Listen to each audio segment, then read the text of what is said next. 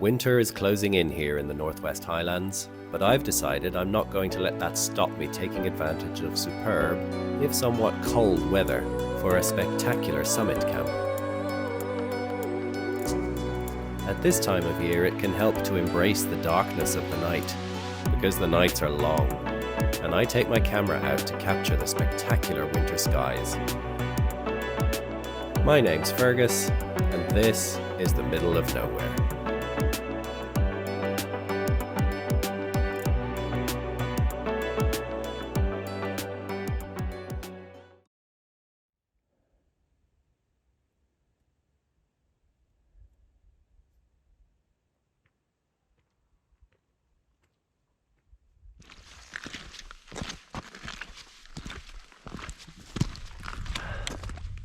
The early days of winter are upon us. The nights are long, shadows are long, so I'm going out for a winter camp tonight up on the summit ridge of Quinag, which is an iconic mountain of the far northwest. I've only been up here once and I've never been to the part of the ridge that I'm going to now, so it should be fun, if somewhat cold. But we haven't got snow low down yet, so I think we'll be all right. Oh, looks like there's a bit of drizzle coming. There's a rainbow over there. It's beautiful. And there's not a breath of wind today, and the little tarns around are like mirrors. The cloud is coming and going. But tomorrow's meant to be even nicer than today. Although tomorrow's going to be windy, so we'll see how we go.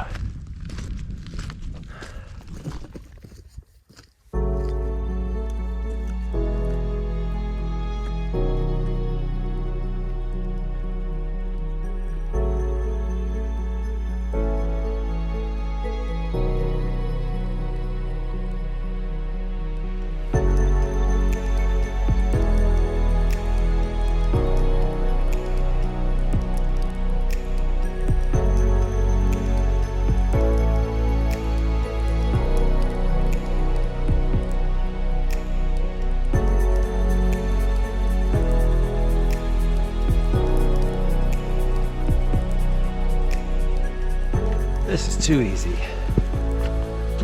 I'm so used to being on crappy trails, or no trails.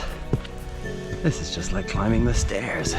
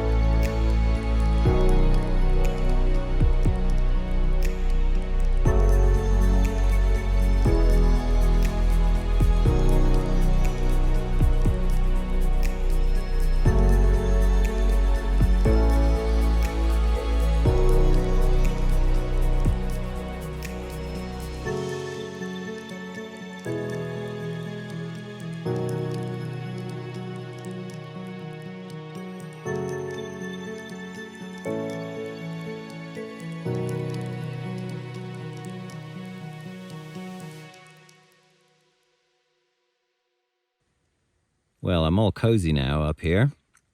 I've brought all of my arsenal for the cold because I expect it to be around freezing as it gets towards the dawn.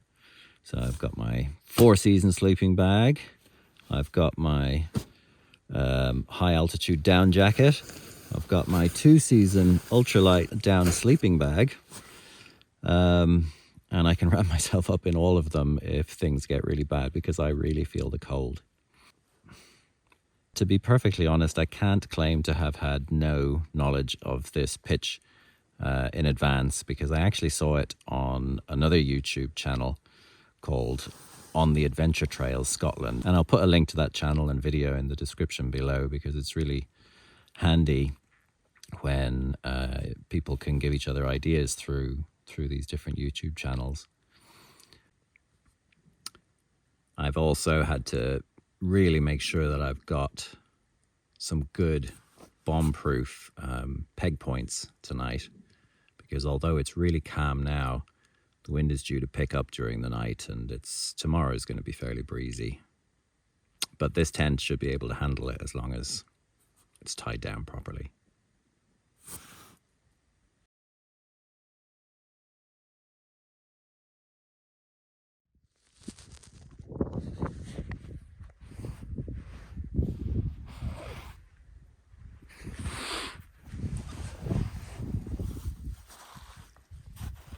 It's cold. But I've been out now for a little while, taking pictures of the sky. The Milky Way is stretching up overhead from horizon to horizon and going down right into Loch Inver. Well, from this line of sight, obviously. But it's such a beautiful night. And you can look up and see it just going up and over. The view to infinity. That's amazing.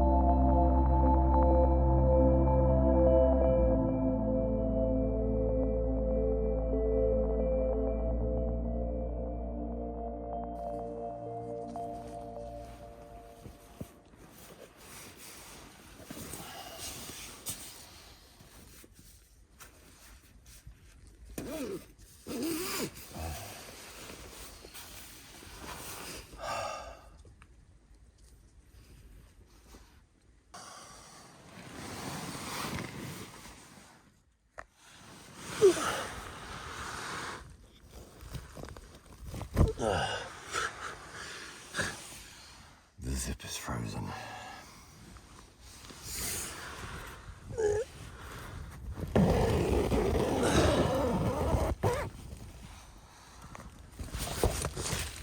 Oh yes.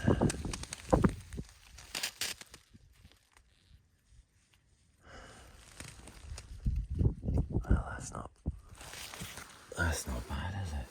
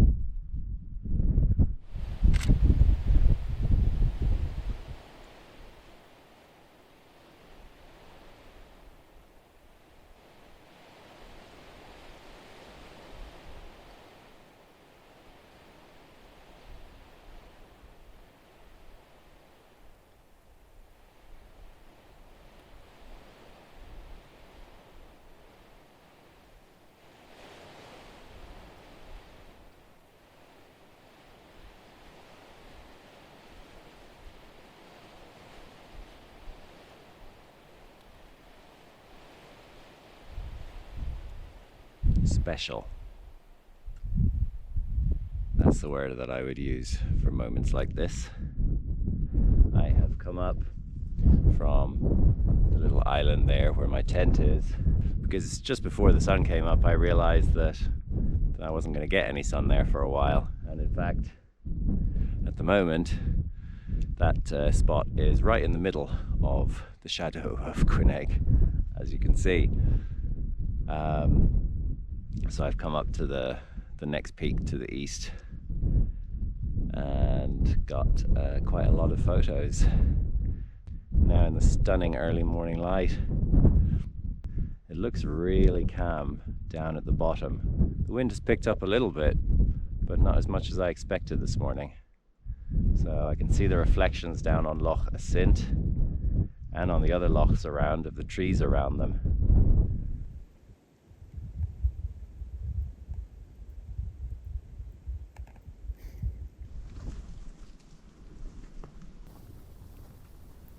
Well, the sun has come to my little island sooner than expected,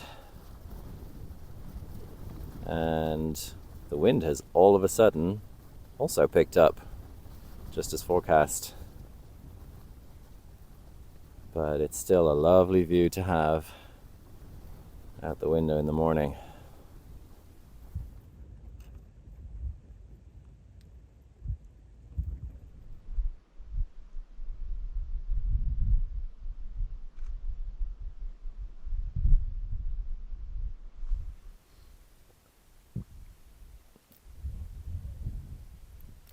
This is about as good as you get at this time of year. Conditions are incredible. The visibility is superb, and I couldn't expect conditions where I would have a better view with more clarity than this. The strong winds I was expecting haven't really materialized, although actually it is now looking quite windy down on Loch Asint down there. I can see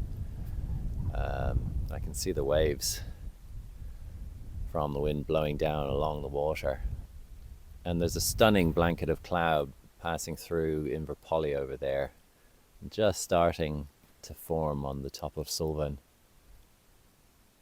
I can see so many things with so much definition, which I have been visiting in previous videos. All of my last several previous videos, actually. So Island Moor, which I was on last time, a couple of weeks ago, is just popping out from behind Loch Inver, over in that direction. The Fiddler, can't see actually directly, it's right behind Sullivan, but I can see where it is because it's obviously right behind the mountain and just to the left of Stack Polly. And before that, the previous one was to Loch Beenach, over there, dotted with its lovely little array of wooded islands. Way out to sea, I can see what I've always called my Eclipse Hill, because that's where my wife and I went to see the annular solar eclipse of May 2003, and I covered a bit about that in the video that I made earlier this year, to coincide with the anniversary of that, actually 20 years. And in the other direction I can see Arkle and Malhorn, where I was at the end of the summer. So I do tend to be sticking a lot to this area because it's close to where I live, and because in my opinion the area between Torridon and the north coast is the best, in my opinion, in terms of how photogenic it is and how beautiful it is in the whole country. I will be branching out more next year, but I wanted to start with my home patch. Absolutely extraordinary. I'm not in a particular hurry to get out of here, even though it's getting towards midday now.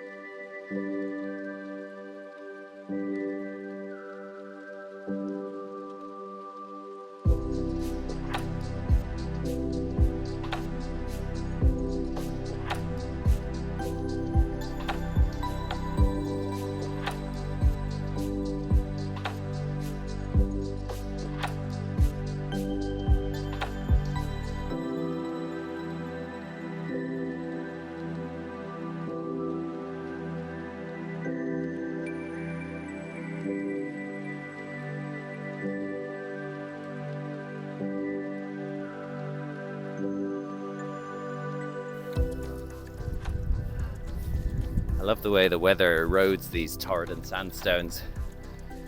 It's almost as if the boulders have a personality. They've got these really pleasant shapes to them. The ones around here actually have this nice stripy banding, which I haven't seen in a lot of other places, which is quite nice. I have no idea what that's all about.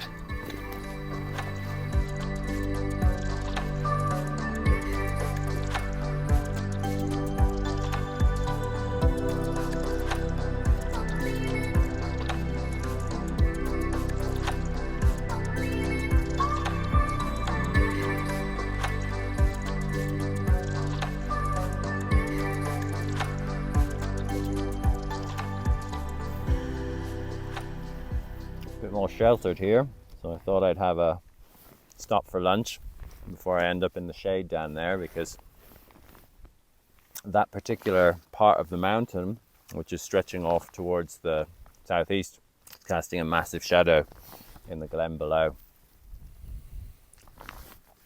The peak up there, actually, whose name escapes me, is the only one which I have climbed in the past. I didn't go up there this time. But the cliffs up there are no less spectacular than the ones at the campsite that I was at. And I actually did some drone flying up there when I was there, so I'll put that up, even though bearing in mind that this was 2 years ago, on a summer's day. But it's a really impressive peak and a really, really nice mountain, this. I am duly impressed. So I'm having my lunch.